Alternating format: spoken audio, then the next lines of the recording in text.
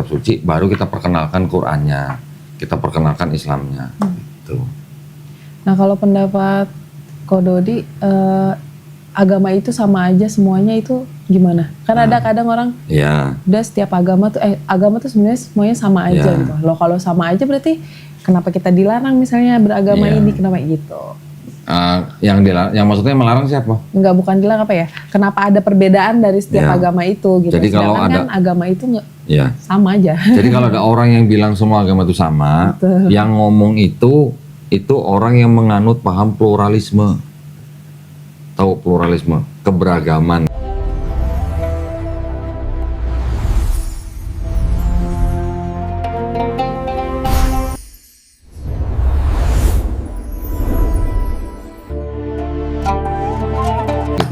Bismillahirrahmanirrahim. Assalamualaikum warahmatullahi wabarakatuh.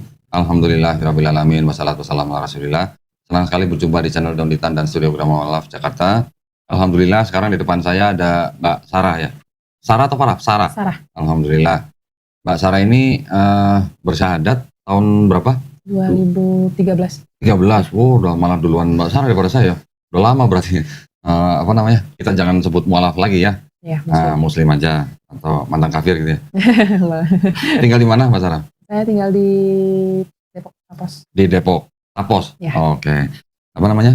Sudah berkeluarga kan? Alhamdulillah. Anak berapa? Yang ada 2. Yang ada 2. Oke. Alhamdulillah. Orang tua di mana? Orang tua di Bogor. Di Bogor. Nah, tadi sekilas sebelum kita mulai, Mbak Sarah tadi sempat cerita bahwa Mbak Sarah ini masuk Islam tahun 2013 dari sebuah keluarga yang nikah beda agama, betul ya? Betul. Boleh ceritain nggak? Gimana ceritanya kok bisa nikah beda agama orang tuanya? Iya, jadi mungkin papa sih, tapi nikahnya secara Islam. Nikah secara Islam. Cuman pas after menikahnya, papa punya agama sendiri, mama ada agama sendiri. Oh, tapi sebelum menikah memang papanya udah Kristen? Sudah Kristen. Nah, ketika mau menikah, diperbolehkan, diizinkan sama orang tua mamahnya waktu itu? Diizinkan. Tapi dengan cara Islam? Iya. Tapi setelah nikah tetap Kristen? Ya, gitu. Oh, berapa lama tuh nikah beda agama gitu? Kalau berapa lamanya sih yang jelas sih, mungkin ada sekitar 20 tahunan lebih ya. Oh, lama juga ya. Lumayan. Lama juga ya, sampai punya anak. Ya. Sarah berapa saudara? 3. Nomor berapa? Nomor pertama. Oh, pertama paling besar. Oh, oke. Adiknya perempuan, laki semua? Laki perempuan. Laki perempuan. Terus ketika itu Sarah mau masuk Islamnya 2013 itu, boleh cerita nih, pertanyaan basic banget nih. Ya. Kenapa gitu? Apa kena santet? Bukan ya? Enggak. Kenapa? Jadi sebenarnya saya sekolahnya itu di sekolah Muhammadiyah. Oh, oke. Mama masukin di sekolah Muhammadiyah, SMIP, cuman dinaungin sama kayak yayasan Muhammadiyah gitu. Oke. Ya. Nah, terus ketika pelajaran agama Islam ya saya nggak ikut. Saya dan teman-teman non Muslim lainnya tidak ikut kan kantin. Sebenarnya sih kalau misalnya Islam ya jadi belajar dari lingkungan juga jatuhnya ya, jadi dari teman-teman, dari sekolah terus. Nah pas saya 2013 itu saya memutuskan Muslim itu karena setiap saya mendengar takbir, lebih tepatnya sih takbir dari almarhum Ustadz Jeffrey Al-Bukhari itu hati saya kayak mau nangis gitu. Oh gitu. Yang mendengar takbir. Dengar takbir? Ya. Takbir atau azan? Takbir. Allahu Akbar yang gitu. Itu saya kayak mau nangis. Nah, terus sampai di malam takbir tuh kumandangnya Ustadz Jeffrey kan pasti kan dimandangin terus kan takbirnya sama di masjid-masjid kan. Nah itu tiba-tiba saya nangis gitu. Nangis sendiri ngedenger takbir itu. Nah terus ini pemikiran saya aja apa mungkin ini memang saya dipanggil untuk masuk Muslim atau gimana. Masuk Islam, saya ceritalah sama mama kan, mah kalau dengar takbir kok gini-gini ya nangis gitu kan. Terus apa sih ya mungkin emang udah kamu dipanggil gitu kan, apa ya bahasanya ya, mungkin dapat hidayah. Ya kamu dapat hidayah ya, kalau misalnya kamu memang sudah siap, ayo masuk Islam. Lagian nanti kalau kamu misalnya beda sama mama, nanti siapa yang doain mama gitu kan. Loh, emang nggak bisa ya Sarah doain gitu kan. Loh, ya nggak bisa, kamu kan agamanya apa, mama apa, ya nggak nyampe lah doanya gitu. Sedangkan mama butuh doa dari anak-anak mama kalau nanti misalnya nggak ada gitu. Oh gitu. Ya udah itu jadi pemikiran saya sendiri gitu. Nah, terus sampai saya bilang sama mama, ya Sarah mau masuk Islam gitu. Oh, nggak lama tuh setelah dengar takbir? Ya nggak lama dari itu. Karena kan Terus kalau yang misalnya udah dipanggil nggak boleh lama-lama kan. ya. Terus yang syahadatin Mama mama sendiri. Oh, di rumah. di rumah. Oke, tapi waktu itu berarti KTP-nya Sarah keterangannya Kristen Iya, non muslim. agamanya. Iya. Oh, terus berarti setelah itu ngurus Langsung perubahan papa KTP. rubah ya, papa rubah. Oh, nggak dimintain itu tahun 2013? Iya. Belum dimintain surat apa sertifikat Belum sih, mualaf gitu nggak ada? Enggak. Bisa berubah ya? Iya. Oh, oke, iya. Nah, waktu apa namanya? Sarah bersyahadat, papanya gimana?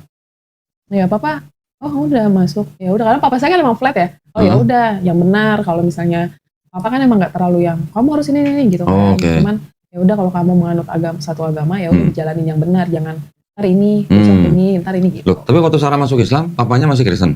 Papa udah Islam. Loh. Duluan. Oh alah, malah duluan papanya masuk Islam. Duluan papa. Tahun berapa? Sekitar 2010 mungkin ya. Oh. Iya, 2010-an. Berarti 3 tahun sebelum Sarah masuk Islam, malah papanya yang sudah nikah beda agama selama 20 tahun akhirnya masuk Islam? Iya, alhamdulillah. Alhamdulillah. Alhamdulillah. Oke. Oh, waktu itu sebabnya papa mau masuk Islam kenapa? Kalau sebab sih saya nggak nanya ya, karena kan waktu itu posisi saya juga non kan, dan saya ya malah kesel gitu loh. Ya udah, terserah lah gitu kan. Oh, waktu papanya masuk Islam malah Sarah kesel? Iya, karena ngerasa, terus apa yang nemenin nanti ke gereja nih mas? Terus temen saya nggak ada. Adik-adik juga gimana? Muslim semua. Pas papanya doang. Oh, pas papanya masuk Islam, adik-adik juga masuk Islam. Berarti Sarah ditinggalin gitu? Iya, saya sendiri. Kasian ya. Berarti 3 tahun sendirian di rumah yang Kristen. Keluarga yang lain udah Islam semua. Kebetulan saya nggak kos, jadi nggak. Oh, nggak tinggal bareng orang tua. Oke. Kasian ditinggalin sama bapak mamanya ya berarti ya. Sampai akhirnya Sarah menyusul masuk Islam semua. Dari satu keluarga Sarah Muslim semua. Betul, segitu saya udah sempat kayak ikut ke gereja Katolik gitu kan sebelum masuk Islam. Oh iya, apa sih di Katolik pelajaran, maksudnya gimana sih cara ibadahnya gitu kan. Karena kan Protestan sama Katolik beda kan caranya. Saya sempat beberapa tahun tuh ikut gereja Katolik sama teman-teman kosan tuh kebetulan rata-rata Katolik semua kan, yang Muslim nggak ada Muslim malahan, paling mbak kosan doang gitu. Jadi kita ayolah gereja. Hah? Gereja mana? Nah ternyata di katedral. Iya, katedral. Nah terus sebelumnya Sarah Kristen apa? Protestan. Protestan. Gerejanya? Di HKBP. GPIB. GPIB. Oh, di mana, di Bogor? Di daerah Bogor. Ya. Oke. Terus malah nyobain ke Katolik. Karena teman-teman kan Katolik, nggak ada teman gereja kan. Ya udahlah ikutlah ke Katolik gitu. Terus waktu nyobain Katolik gimana? Nggak terlalu paham sih, karena mungkin kan kebiasa di gereja Protestan kan. Di Katolik nyanyi-nyanyi. Iya. Nggak tepuk tangan. Nyanyi cuma nggak tepuk kan tangan. Iya. Oke. Nggak bahasa roh. Nggak. Ya, dulu waktu di GPIB kan bahasa roh. Iya. Bisa bahasa roh? Nggak. Oh enggak. Nggak bisa. Nggak ikut kursus sih. Nggak mau mendalami sampai bahasa roh juga kan kalau jadi pendeta. Loh bukan, kalau bahasa roh bukan untuk jadi pendeta. Oh gitu. Tiap jemaat ya bisa, ada yang bisa bahasa roh, ada yang enggak gitu. Tanya dong ke pendetanya, ada kursusnya enggak gitu. Oh gitu, iya ya. Usia berapa tuh ketika Sarah masuk ke Islam itu? 23-an kayaknya. 23, oke. Waktu cobain Katolik, nggak gitu ngerti, terus balik ke GPIB lagi atau gimana? Iya, kalau pulang ke rumah ya gereja biasa, GPIB. Jadi kalau pulang ke rumah gereja sendiri gitu? Iya, papa mamanya nggak ikut? Sian amat. Sendirian. Nggak dianterin sama papanya? Enggak. Aduh, masa? Nah itu kalau di gereja nggak ditanya, mana papanya kok nggak datang gitu? Ditanya, papanya mana, ada di rumah gitu doang. Di rumah. Sampai pernah didatengin sama jemaat gereja kan, karena papa nggak pernah datang gereja kan. lagi, terus? Pernah datang gini, iya saya udah pindah agama, gitu. Apanya? Jawabnya, iya nyantai, papa kan emang orangnya nyantai aja, ya saya udah pindah agama. Hah? Jadi orang jemaatnya, hah? Terus? Terus, Sar, itu papanya beneran pindah? Iya om, gitu kan saya, iya om. Gini. Ya gimana sih kamu?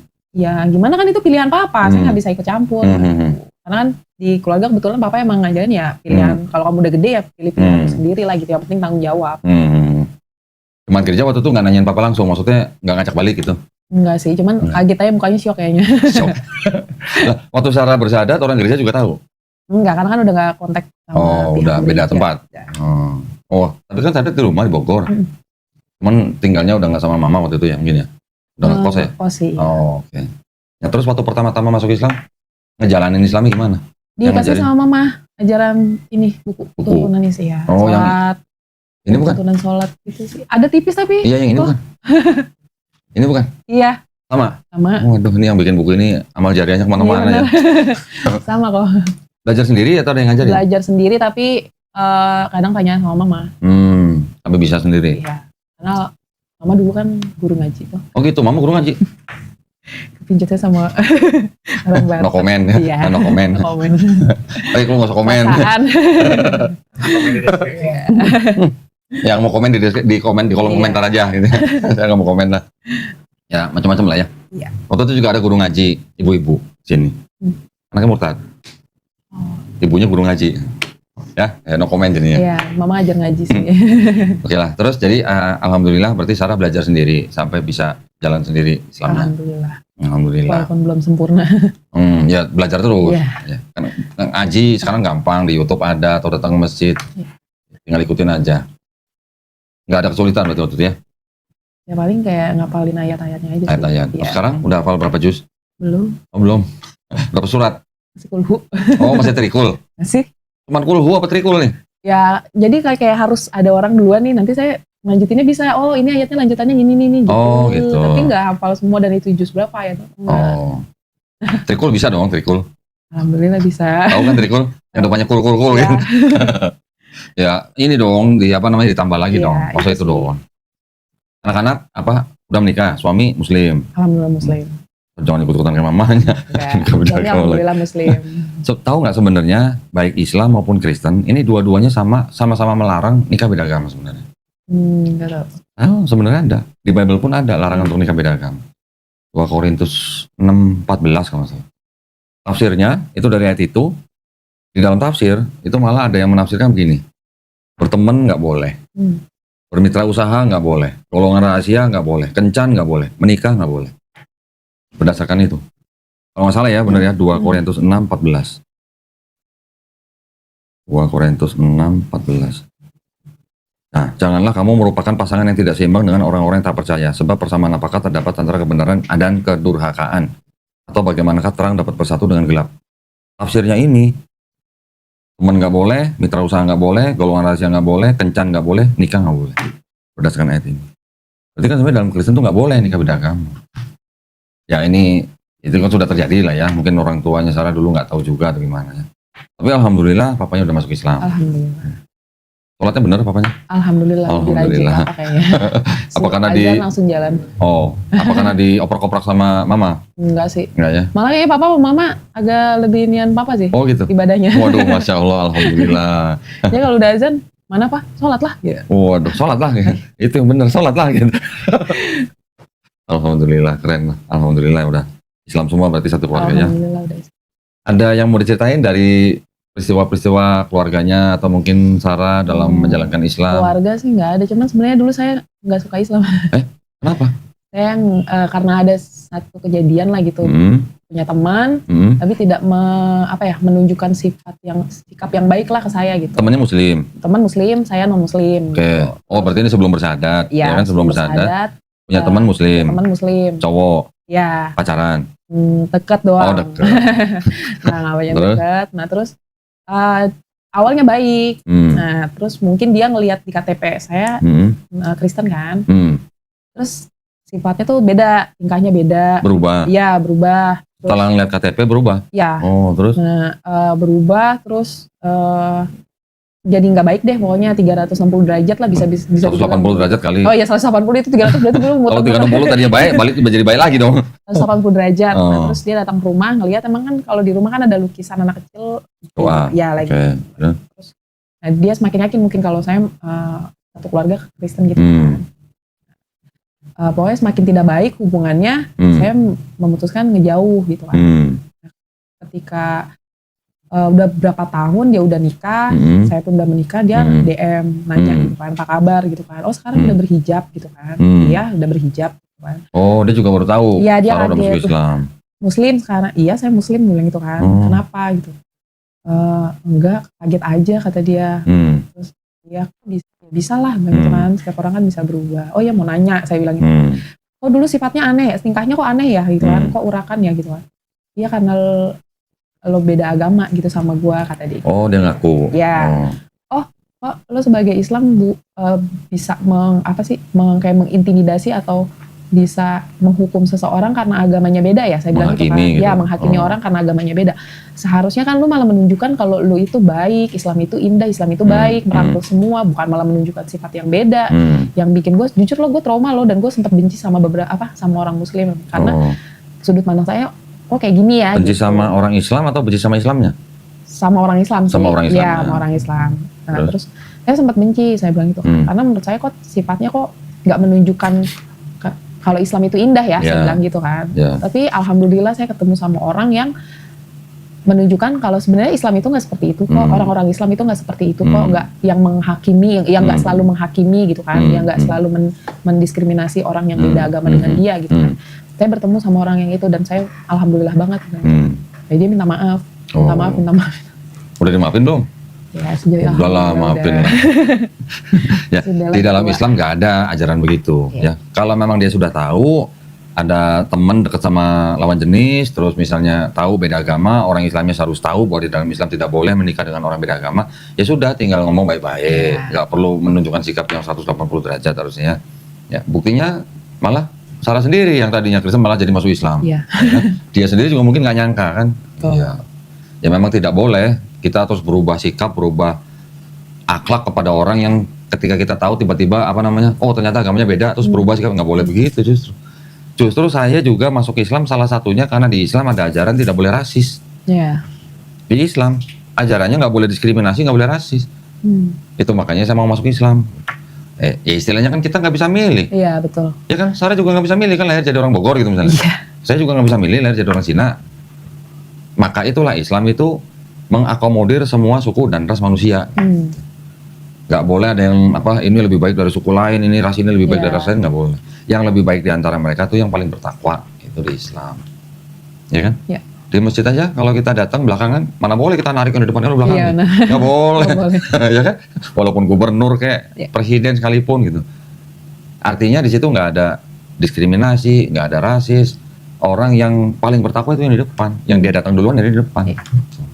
Ya tapi udah istilahnya alhamdulillah, udah lewat. Mungkin temennya itu juga kurang piknik kali mungkin ya. Udah akikah? Belum.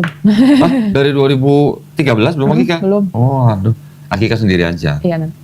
Ya, anak-anak udah akikah juga? Udah. Oh anaknya malah udah akikah? Ibunya malah belum? Belum. Wah keren. Anaknya duluan. Anaknya duluan. Saya dulu waktu baru masuk Islam nggak lama, ketika saya belajar sama seorang Habib di Papua Natu itu, begitu kenal hari itu pertama ditanya-tanya gitu akikah belum, udah langsung beli domba 2 ekor, akikah di situ langsung. Akikah sendiri tapi berarti ya. Alhamdulillah. Ada cerita lain mungkin yang ketika lagi belajar ibadah terus berhijab sih. Berhijab kenapa? Saya dulu nggak belum berhijab. Berapa lama? Wah jangan gitu dong, ada yang belum berhijab nih. Mohon maaf. Maaf ya. Berapa lama nggak berhijab? Saya hijab itu kalau nggak salah nikah 2014 sekitar 4 atau 5 tahun gitu. 4-5 tahun? Iya. Suami saya udah bilang pakai hijab lah gitu. Saya kan nggak bisa dipaksa gitu kan. Saya bilang jangan dipaksa lah, nanti kalau misalnya dipaksa saya malah berontak gitu kan. Malah saya jadi sih kok nyuruh-nyuruh gitu kan. Tapi kan dulu masuk Islamnya bukan karena mau menikah kan? Bukan. Berarti kan belajar sendiri juga kan? Makanya kan saya lebih senang sendiri gitu, jangan dipaksa. Iya, waktu belajar sendiri emang nggak belajar? Wanita dalam Islam harus berhijab? Iya, harus berhijab, cuman kayak hati masih belum siap aja gitu. Emang hatinya aurat kan bukan? Iya sih. Gitu. Banyak yang bilang belum panggilan hati gitu. Iya. Nah, kan hati bukan aurat, yang aurat kan kepala sampai bawah. Iya sih benar. Ya. Sekarang perintah hijab ada di Quran. Kalau wanita tidak mengikuti, aduh ini gue jadi orang nyindir ini jadi ini. Kalau wanita bilang belum mau berhijab karena belum panggilan hati kan berarti kan dia mengindahkan perintah Quran. Ya. Salam ya. Mudah-mudahan ya nanti. Ya disegerakan. Segerakan ya.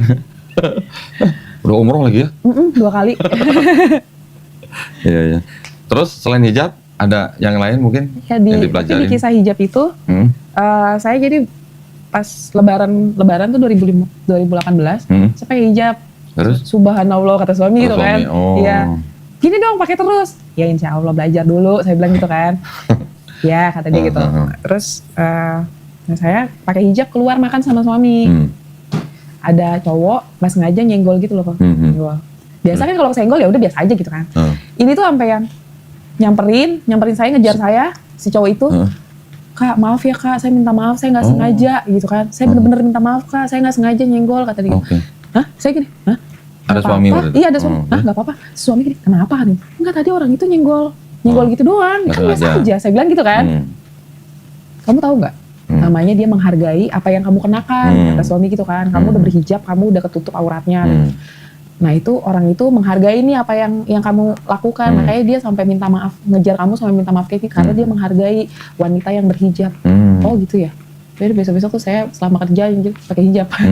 Alhamdulillah. Jadi gini, enak kan pakai hijab, lagi kalau pakai hijab ya kamu gak kemasukan serangga, kata dia. Gak perlu rambut gak acak-acakan, kata dia gitu. Ya kan kadang kan kita suka kemasukan serangga kan. Kalau lagi di motor gitu. Oh iya juga sih Mbak, ya. Gak pernah kemasukan serangga Mbak? Siapa tahu loh, ntar kemasukan serangga loh ntar.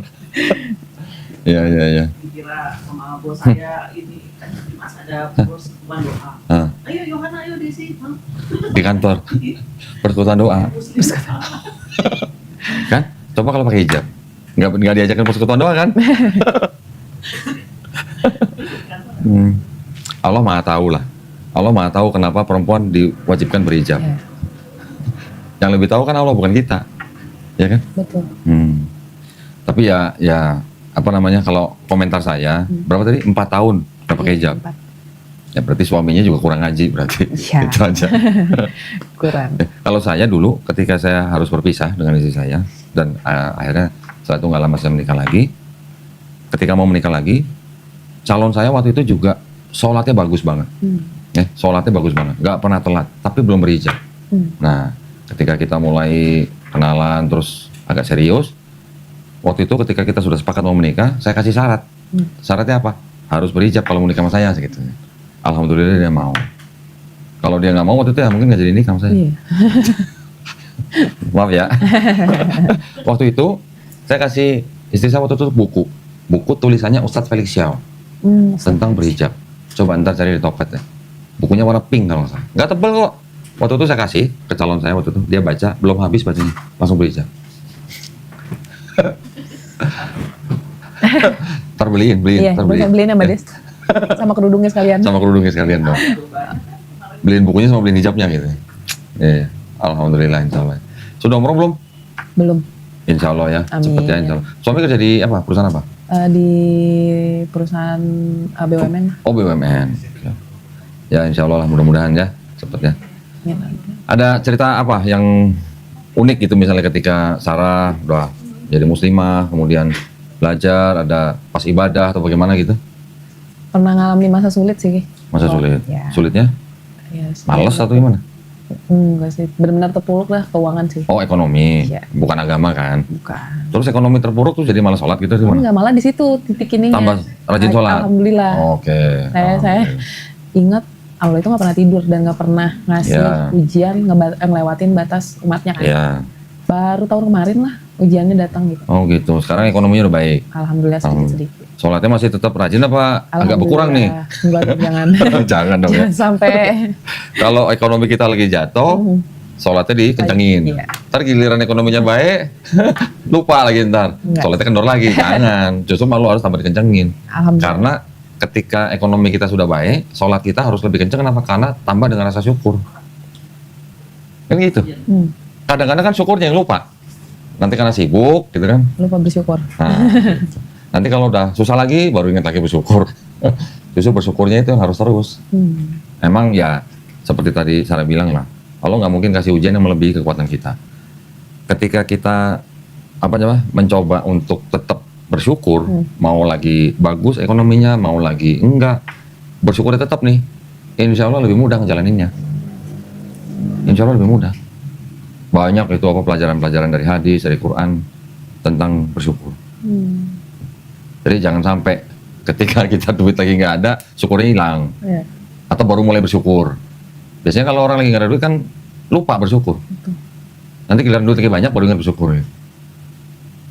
Ya. Atau mungkin ada yang bertanya? Mau. Boleh, silakan.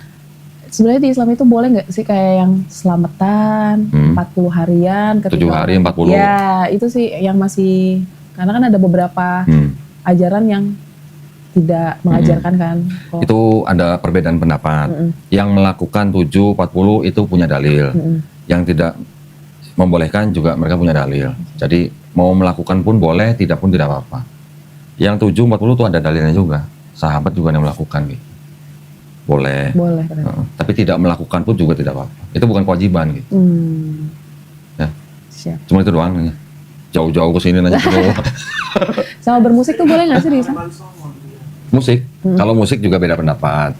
Karena kan di muslim kan ada musik gambus kan? Iya. Rebana juga ada kan. Iya. Itu beda pendapat lah.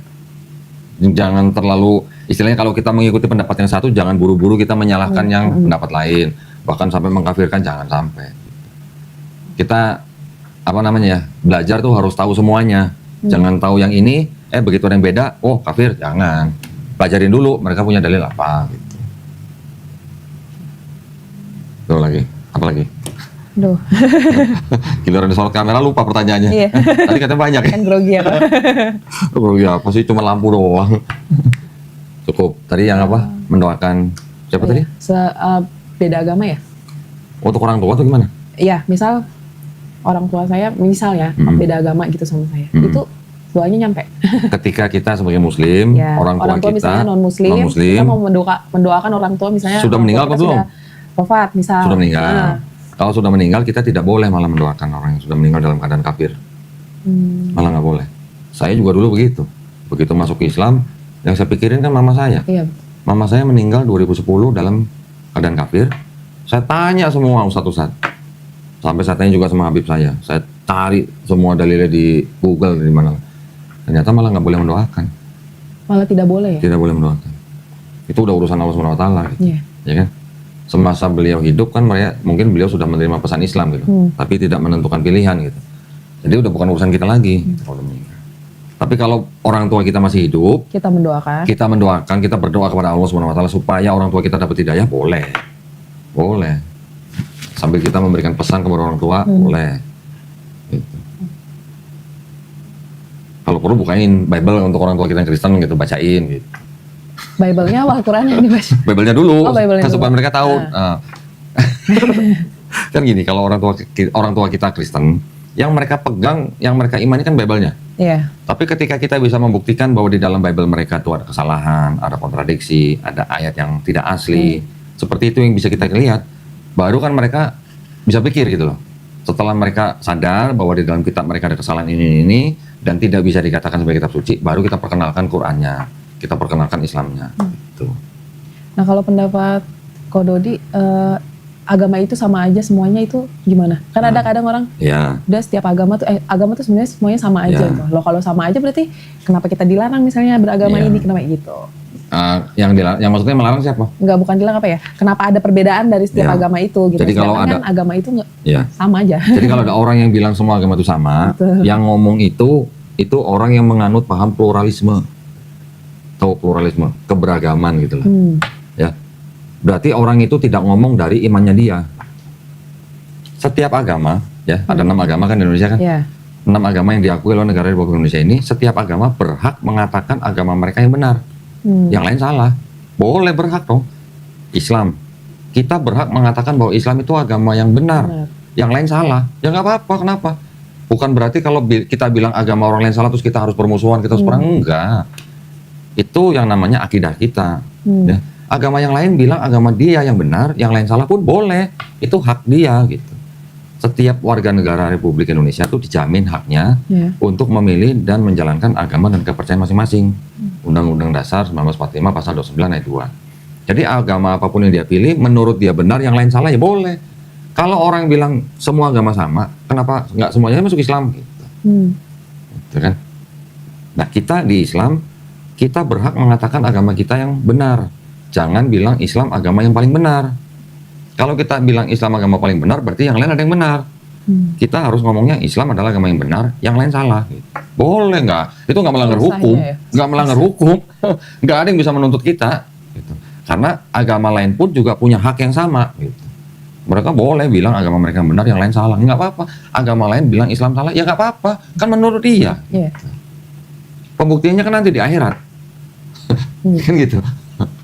Bukan berarti kalau kita bilang agama lain salah terus kita nggak boleh toleransi. Enggak, kita tetap harus toleransi, menjaga persatuan kesatuan negara Republik Indonesia. Toleransi, tapi toleransinya hanya dalam batas ibadah. Toleransi akidahnya nggak boleh. Contoh misalnya mengucapkan selamat Natal gitu. Nah itu. Ya kan? Dulu waktu baru-baru masuk Islam masih ada yang ngucapin selamat Natal nggak? Masih. Masih. Karena kan keluarga papa masih non-muslim. Ya. Terus Sarah sendiri masih mengucapkan selamat Natal? Enggak. Oh enggak. Enggak. Cuman kalau kasih bingkisan sama aja. Sarah yang ngasih bingkisan. Mengucapkan tapi kita kayak Sarah yang ngasih kue. bingkisan. Iya. Boleh. Boleh. Aja, boleh. Kenapa nggak boleh? Mereka yang dikasih bingkisan juga pasti seneng kan? Iya. Nah, tapi bukan berarti kita kasih bingkisan selamat Natal ya. Oh iya enggak. Karena gini, saya termasuk mengikuti pendapat ulama yang mengatakan bahwa selamat Natal tidak boleh. Tapi juga ada ulama yang berpendapat bahwa mengucapkan selamat Natal boleh. Ya udah kita hormatin, saling menghormati aja. Kalau ada mengikuti ulama yang membolehkan ucapan selamat Natal, ya monggo. Kita bebas memilih mau yang mana. Saya mengikuti yang tidak boleh. Itu dua-duanya ulama juga mempunyai syarat tertentu kok. Gitu. Kalau ulama yang membolehkan biasanya karena kalau di tempat itu Kristen minoritas. Gitu. Terus tapi ada syaratnya, akidahnya harus terjaga. Gitu. Yeah. Kalau yang melarang mengucapkan selamat Natal itu biasanya kalau di tempat itu Islam mayoritas, supaya untuk menjaga akidah umat Islam. Biasanya begitu.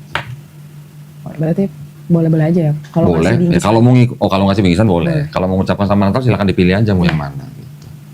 Saya ngikutinnya yang tidak membolehkan. Di dalam Islam itu kan segala sesuatu kan memang dipelajari dan diputuskan dari dalil-dalil yang ada dan dengan kondisi-kondisi tertentu. Gitu. Tapi akidah tetap nggak boleh tawar-tawar. Akidahnya tetap nggak boleh tawar-tawar. Toleransi beribadah boleh. Justru malah kita nggak boleh mengganggu orang yang beragama lain untuk beribadah. Malah nggak boleh. Kecuali kalau yang beribadah itu melanggar aturan, melanggar perizinan, itu lain cerita. Tapi kalau yang izinnya resmi, sudah dapat izin dengan prosedur yang benar, mereka beribadah kita ganggu, malah kita yang salah. Yang sering terjadi kan biasanya, misalnya ada tempat ibadah, dibongkar atau di apa segala macam, biasanya itu ada gesekan di area perizinan. Yeah. Biasanya ada perizinan yang belum didapat, tapi mereka sudah melakukan misalnya. Itu kadang-kadang sih hanya perlu koordinasi dan komunikasi lah biasanya. Kalau belum ada izin ya jangan pakai dulu. Setelah pakai izin malah kita nggak boleh ganggu gitu. Islam mengajarinnya begitu. Ada lagi bertanya? Islam kan banyak tipe ya kok.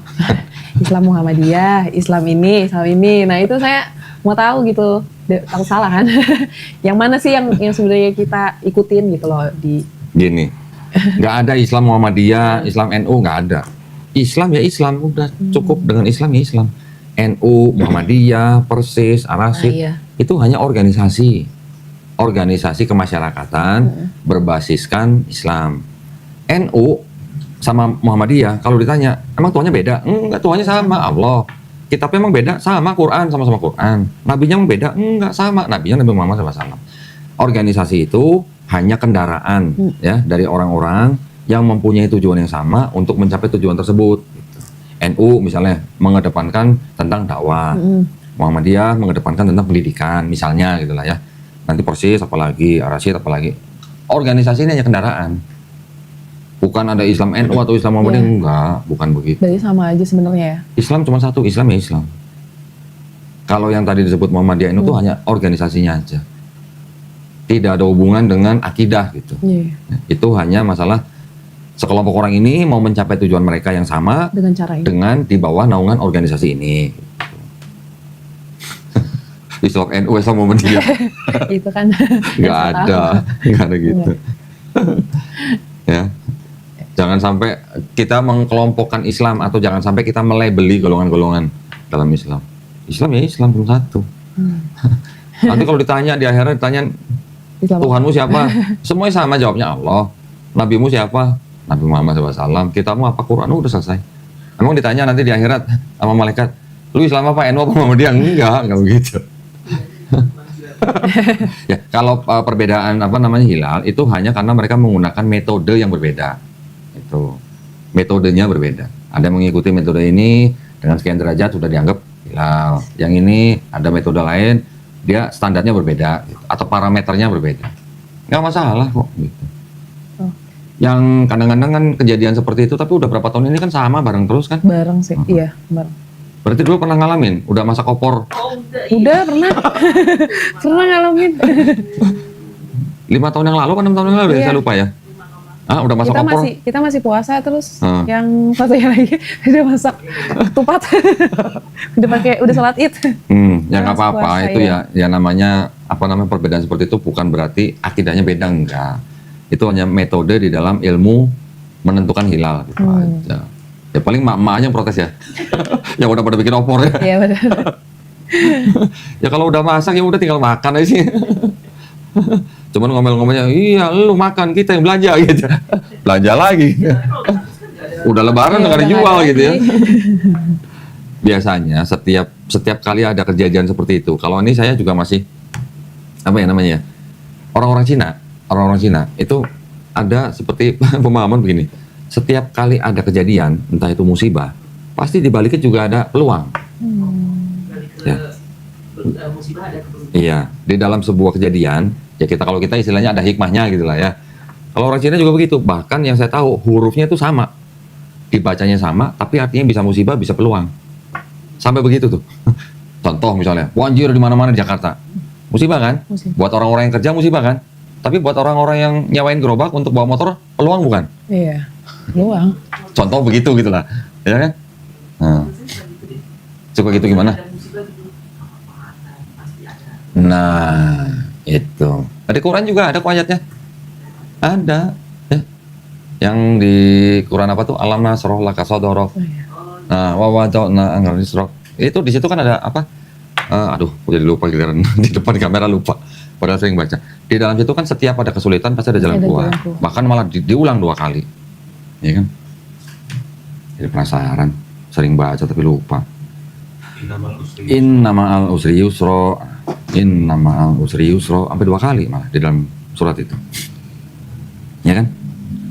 Jadi ketika ada kejadian apa juga itu juga jangan buru-buru kita. Misalnya contoh nih. WTC misalnya. Ya, dulu kan 2001 WTC kan. Gedung dihancurin, Islam difitnah, oh itu perbuatan teroris Islam gitu. Tapi dari balik kejadian itu kita nggak pernah tahu bahwa setelah itu 20.000 orang, 30.000 orang di Amerika setiap tahun masuk Islam. Iya. Nggak ada yang tahu. Belakangan 7 Oktober kemarin, ya konflik di Palestina, Gaza, berapa orang yang masuk Islam gara-gara ada peristiwa itu? Ya, orang Rusia, orang Chinese. Banyak kan? Banyak. Belum lagi ketika Quran dibakar, ya 1 Quran dibakar di Swedia. 100.000 Quran dari Qatar dicetak dikirim ke Swedia dalam bahasa Swedia. Jadi banyak orang masuk Islam. Iya. Bayangin. Hah? Di London, di Swedia kan? Swedia apa Belgia ya? Lupa gua. Swedia yang bakar Quran. Jadi jangan buru-buru kita langsung berpikir gimana-gimana kalau ada kejadian. Pasti ada, ya kita bilang hikmah. Iya. Kan tidak ada sesuatu pun yang diizinkan Allah Subhanahu wa taala. Yang kita aja yang belum tahu gitu. Ya. Contoh misalnya, ada nggak kejadian begini? Ada orang mau berangkat kerja, gara-gara kenapa dia nggak jadi berangkat hari itu? Dia biasa berangkat ke kantor naik kereta. Oh, iya. Ya, ada. bisa aja kan begitu? Bisa. Ternyata hari itu kereta yang biasa dinaikin mengalami musibah apa misalnya. Bisa kan begitu kan? Kita nggak pernah tahu. Yang kita lakukan hanya apa? Tetap bersabar, tetap beriman, tetap bersyukur. Ya. Siap.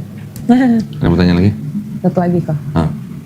Ketika ada, karena kan ada keluarga papa masih suka datang kan ke rumah. Misalnya mereka ngucapin salam. Oh. Katanya kita nggak boleh jawab salamnya. Gitu, bener apa enggak tuh? Atau yang saya baca, ketika ada orang yang non Islam mengucapkan salam kepada kita, assalamualaikum misalnya gitu kan. Kita dengar dulu kalau dia ngucapin salamannya assalamualaikum. Sebenarnya kalau menurut yang saya baca itu sebenarnya kita nggak boleh membalas salam itu dengan waalaikumsalam gitu. Tapi kalau kita nggak jawab nanti takut ya kita jawabnya ya dengan cara lain lah. Misalnya mereka assalamualaikum, ya kita cuma salam gitu aja. Bisa kok. Bisa waalaikum. Waalaikum aja juga bisa. Lengkap gitu ya. Karena kadang-kadang begini, orang yang bukan Islam mengucapkan assalamualaikum itu mereka juga kadang nggak tahu artinya. Karena ucapan Assalamualaikum warahmatullahi wabarakatuh itu sebenarnya bukan hanya masalah bahasa, tapi itu ada hubungannya dengan akidah di Islam. Gitu. Ada kok hadis-hadis yang begitu. Ya. Assalamualaikum. Bukan dong kok asyalom. Shalom. Orang-orang Kristen yang mencoba meniru salamnya orang Islam, itu mereka berpikirnya bahwa itu kan hanya masalah bahasa. Hanya itu kan bahasa Itu kan Arab. salam aja. Seperti good morning, good afternoon gitu. Mereka mencoba memakainya dari sudut pandang itu gitu. Jadi itu cuma masalah bahasa. Boleh aja kita mau ngomong assalamualaikum. Salahnya di mana gitu. Mereka nggak tahu bahwa ucapan itu ada hubungannya erat dengan akidah Islam. Kalau mereka menggunakan standar seperti itu, sudah suruh ngomong asyhadu alla ilaha illallah, asyhadu anna muhammadar rasulullah gitu, mau nggak gitu. Itu cuma bahasa gitu. Sama halnya ketika kita tidak mengucapkan selamat Natal kepada mereka, mereka ngomong, itu kan cuma omongan doang, cuma ucapan doang. Ya sudah, mereka mau nggak ngucapin asyhadu alla ilaha illallah wa asyhadu anna muhammadar rasulullah? Nggak mau juga gitu. Ya kan? Ya memang kita, apalagi kita yang sudah masuk Islam supaya udah usia tertentu, tetap harus belajar terus. Iya. Di Islam kita memang diwajibkan belajar sampai kita masuk liang kubur. Belum Qur'annya. Iya. Ya kan? Hadisnya. Quran, hadis, segala macam. Ya, yang penting kita harus banyak lebih, setiap hari harus ada pengetahuan yang bertambah. Jangan mentok di situ aja terus. Kan siapa tahu kan, hari ini belajar, besok belajar lagi, lusanya udah pakai hijab kan, alhamdulillah. Alhamdulillah. Didoakan. Ada yang nengok. Gitu ya, caranya? Ya. Cukup? Cukup kok. Oke, nggak ada. Iya, kirim pesan dong buat yang nonton dong. Buat yang muslim maupun yang belum muslim, ada pesan apa nggak? Ya, yang belum muslim mudah-mudahan disegerakan. Oh, disegerakan. Pesannya Mendapatkan pendek, hidayah. dalam, pedes gitu. Kayak cabai rawit gitu. Buat saudara-saudara kita yang muslim, pesannya apa? Saudara kita yang muslim, ya saya juga sebenarnya belum bagus-bagus banget, belum muslim, ya kita sama-sama belajar karena belajar nggak ada batas waktunya. Ya, sama-sama belajar. Ya, baik kalau gitu. Terima kasih banyak ya, Sarah ya, sudah berbagi cerita di channel Donditan. Mudah-mudahan obrolan ringan kita ini bisa membawa inspirasi dan manfaat buat yang menonton ya. Juga buat para pemirsa, terima kasih atas perhatiannya. Buat para pemirsa yang ingin mendukung perjuangan dakwah kami, dipersilakan ya untuk mengirimkan ke BSI dengan nomor rekening 111 88 99 888 atas nama YPM Atawi Jakarta, dan bisa konfirmasi ke nomor handphone 0813 9883 7007. Barakallahu fikum. Semoga partisipasi para pemirsa diterima di sisi Allah Subhanahu wa taala sebagai amal jariah ya. Amin ya rabbal alamin. Baik kalau begitu. Kan buku. Oh iya. Ada yang pesan sponsor. Buku Bible Expose karangan saya yang pertama ya, kontradiksi 4 gospel dalam Bible, volume 1. Nah, volume 1 masih bisa didapatkan, bisa dipesan di Melisa, nomor handphone 0812 4788 8892. Atau bisa dipesan di Tokopedia atau di Shopee. Boleh ya? Gue nyebutin Tokopedia boleh ya? Toko hijau orange. Oh, toko hijau dan toko oranye. Udah ngomong gimana dong? Gak apa-apa lah ya. Ya, mudah-mudahan ya buat para pemirsa yang ingin belajar kristologi, yang ringkas atau yang praktis, dengan baca buku ini, insya Allah langsung bisa di kristologi yang praktis ya. Baik, kalau gitu sekali lagi terima kasih, kami pamit undur diri. Jumpa lagi nanti di konten-konten selanjutnya. Akhir kata, wabillahi taufiq wal hidayah. Wassalamualaikum warahmatullahi wabarakatuh. Makasih banyak ya, Sarah ya. Istiqomah insya Allah ya. Amin. Assalamualaikum warahmatullahi wabarakatuh.